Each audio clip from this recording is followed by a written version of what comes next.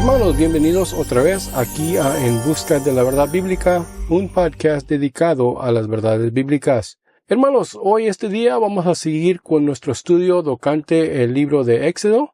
Estamos viendo las imágenes que Dios tiene para nosotros del plan de salvación. Ya tenemos un rato estudiando esto.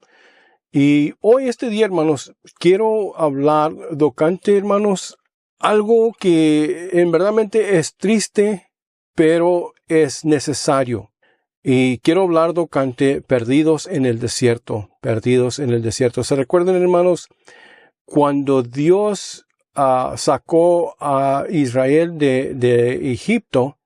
El viaje se debía tomar a lo máximo unas cuantas semanas. No era algo largo.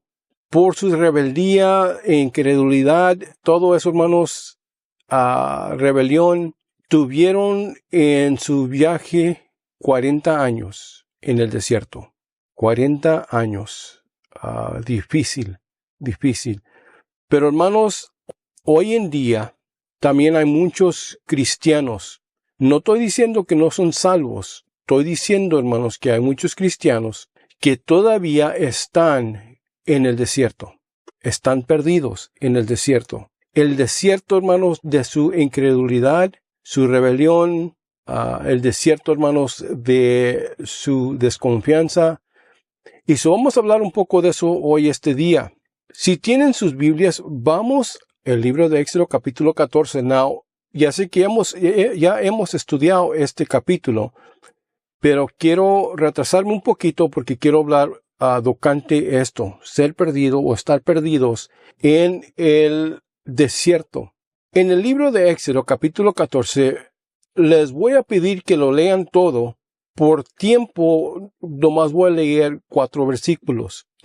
Y es del Éxodo capítulo 14 del versículo 1 al versículo 4. Y nos dice así: Y habló Jehová a Moisés diciendo: Di a los hijos de Israel que den la vuelta y acampen delante de Riot, entre Migdol y el mar, así Baal Zephon.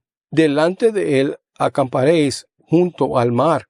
Porque Faraón dirá de los hijos de Israel: Encerrados están en la tierra, el desierto los ha encerrado. Y yo endureceré el corazón de Faraón para que los siga, y seré glorificado en Faraón y en todo su ejército. Y sabrán los egipcios que yo soy Jehová, y ellos lo hicieron así. Hermanos, en este pasaje Dios le explica a Moisés que nos dé a entender el plan de Dios, lo que va a suceder. Es triste, hermanos, cuando usted y yo, como hijos de Dios, no entendemos la vida cristiana. Hay cristianos que dicen: cuando te conviertes a ser cristiano, ya no sufres, ya no pasas esto, ya no. No, hermanos, es puro mentirero. El Hijo de Dios va a sufrir. No vamos a estar a gustos aquí en esta tierra, porque esta tierra no es de nosotros. Es un lugar, como se dice, extranjero. Nuestro hogar es allá en la gloria. Miren lo que quiero dar a entender, hermanos. La Pascua ilustra la salvación del cristiano a través de la sangre del Cordero. Pero hay más en la vida cristiana que ser salvo del juicio. Las experiencias de Israel en su viaje de Egipto a Canaán son imágenes de las batallas y bendiciones de la vida cristiana. Dios quiso a Israel en Canaán, y Canaán es una imagen de la vida cristiana victoriosa, y es imagen de la gloria y de la vida de nuestra herencia en Cristo. Vamos a Efesios capítulo 1, el versículo 3, y nos dice así: Bendito sea el Dios y Padre de nuestro Señor Jesucristo, que nos bendijo con toda bendición espiritual en los lugares celestiales en Cristo. Por desgracia, demasiados cristianos, como los hijos de antaño, son liberados de Egipto, pero se pierden en el desierto de la incredulidad. Sí son salvos por la sangre, pero no reclaman su rica herencia espiritual por la fe. En Hebreos capítulo 3 al capítulo 5 nos explica y vemos 4 imágenes que nos hablan de la herencia del cristiano, de la victoria del cristiano. Vemos en estos 2 capítulos 4 experiencias diferentes del pueblo de Dios en su viaje de peregrinación. Israel gritando de miedo. Israel gritando de miedo. En Éxodo capítulo 14, el versículo 1 al 4, hemos hablado de eso ya, hermanos. En estos versículos vemos aquí, hermanos, que los hijos de Israel empiezan a clamar. Les digo la historia, porque como le digo, por tiempo no quiero gastar mucho tiempo. Lean el capítulo. Ellos empiezan a quejar porque no hay agua. Llegan a un lugar, así como hablamos en el estudio antepasado. Llegan a tomar agua. El agua está amarga, no les gusta. Dios le dice a Moisés, echa este árbol en el agua y el agua se hace o se convierte dulce, o más bien es para que se pueda beber. Now, lo que quiero dar a entender es esto, hermanos. Muchas veces nosotros como los hijos de Dios glorificamos a Dios, decimos aleluya, amén, toda la cosa, cuando las cosas están bien, pero cuando nos van mal, empezamos a quejarnos. Como dije el antepasado, Dios dirigió específicamente a Israel hacia el lugar de campamento junto al Mar Rojo y le dijo a Moisés que los egipcios los perseguirían. De manera similar, Dios nos ha explicado la vida cristiana en su palabra para que sepamos qué esperar. Satanás no está contento cuando los pecadores son libertados de su agarre y persigue al cristiano para intentar devolver a la esclavitud. Hermanos, cuando usted y yo nos convertimos, acuérdense, cuando usted y yo recibimos a Cristo como nuestro Salvador, estamos libres del pecado, ya no estamos en esclavitud. Si un cristiano sigue en sus adicciones y sigue, hermanos, es porque esa persona no se ha decidido a seguir a Dios.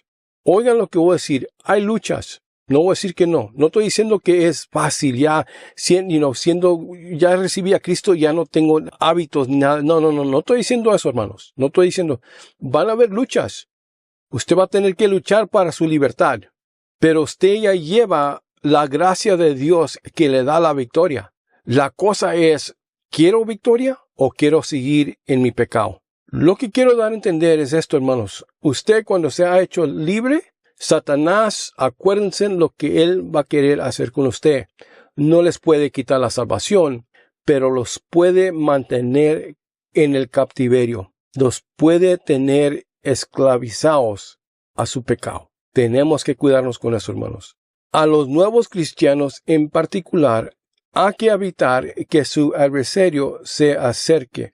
Lamentablemente, los judíos caminaban de vista, no de fe, pues al ver venir al ejército egipcio, se rindieron desesperados y gritaron de miedo. El miedo y la fe no pueden habitar en el mismo corazón. Oigan lo que dije. El miedo y la fe no pueden habitar en el mismo corazón. Si confiamos en Dios, no debemos tener miedo. Los hijos de Israel criticaron a su líder espiritual en lugar de orar y buscar y animarse mutuamente. En realidad se quejaban a Dios porque Moisés los había guiado al lugar que Dios había designado. En lugar de mirar a Dios con fe, miraron hacia Egipto y dijeron, estábamos mejor esclavizados del faraón. ¿Cuántas veces un cristiano no ha dicho algo así?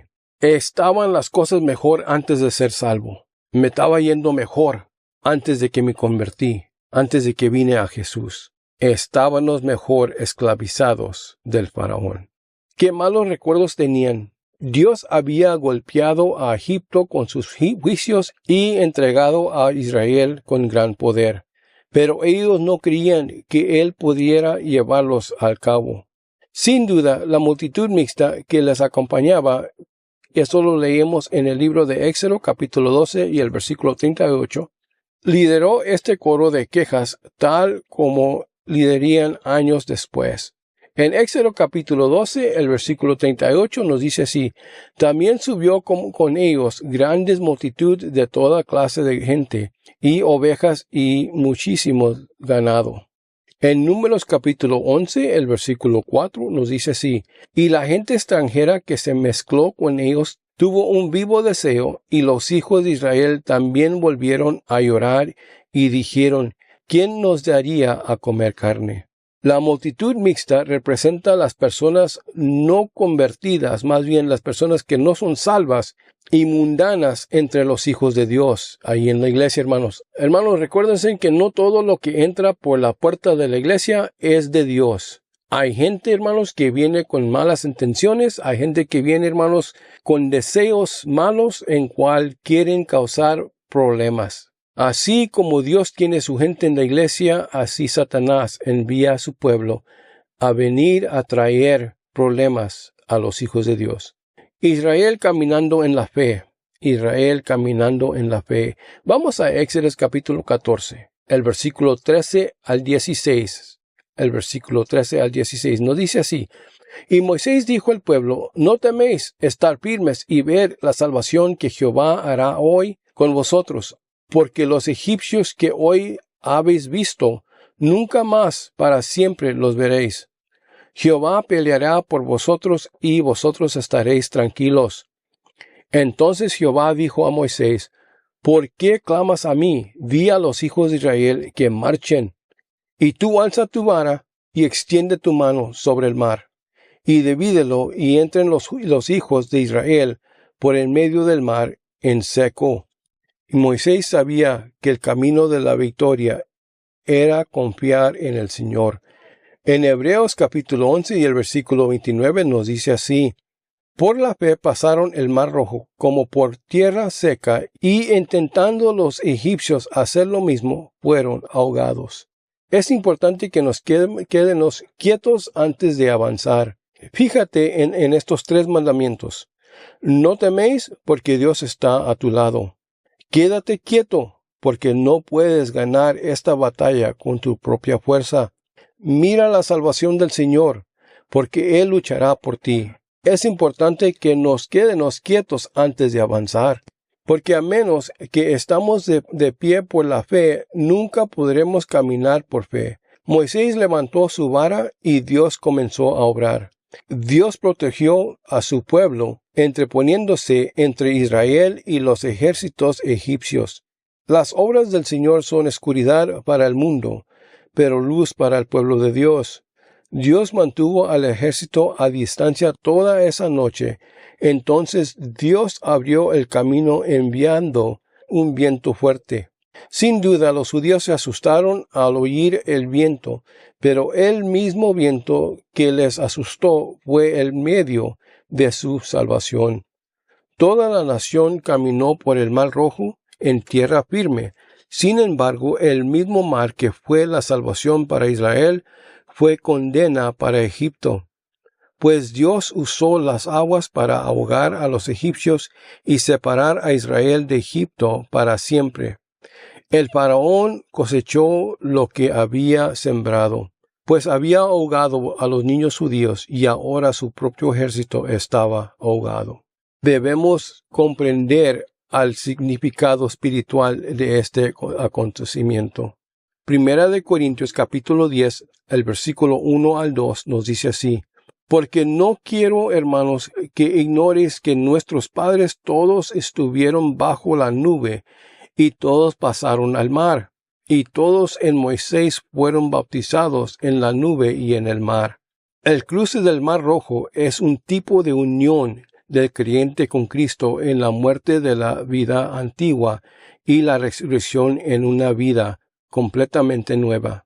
Israel fue bautizado a Moisés, edificando con Moisés, al atravesar las aguas, y por lo tanto estamos edificando con Cristo, y por tanto separados del mundo. Los egipcios no podían atravesar el mar porque nunca habían estado protegidos por la sangre. La Pascua ilustra a la muerte de Cristo para nosotros, mientras que el cruce del Mar Rojo representa su resurrección. La sangre nos ha libertado de la pena del pecado y de la resurrección, del poder del pecado. La primera experiencia es la situación, pues el Cordero murió en lugar del primogénito. En Romanos capítulo 4 y el capítulo 5, la segunda experiencia es la identificación, pues nos identificamos con Cristo en su muerte, sepultura y resurrección. Y esto se explica en Romanos capítulo 6 y el capítulo 8. El cruce de Israel a través de Jordania hacia Canaán en Josué capítulo 3 y el capítulo 4 es un tipo de creyente que entra a su herencia espiritual por la fe y la reclama para sí. En cada caso es por fe que el cristiano reclama la victoria. Hermanos, acuérdense que por medio de la cruz y la resurrección, usted y yo tenemos la victoria. La victoria está en Cristo y solamente en Cristo, hermanos. La cosa es, como les dije al principio, ¿queremos tener victoria? ¿Queremos vivir una vida victoriosa? Tenemos que luchar las batallas. Tenemos que tener victoria. Por medio de nuestras luchas y batallas, hermanos, usted y yo podemos avanzar si obedecemos el plan de Dios y buscamos la voluntad de Dios para nuestras vidas. Tenemos esa victoria. Hermanos, hasta que nos vuelvamos a encontrar por medio de podcast, sea bendecido, dígale a alguien de Cristo, y como siempre les digo, hermanos, Dios lo dijo, hay que vivir. Bendiciones.